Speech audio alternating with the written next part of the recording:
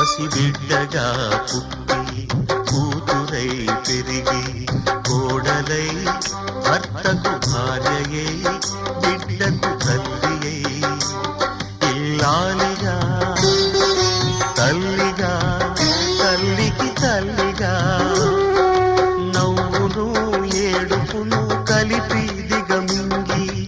ఇంటినే గుడి చేసిన దేవత సెలవిమ్మని అడిగితే ఇక సెలవిమ్మని అడిగితే ఇది కనని వినని సంఘటన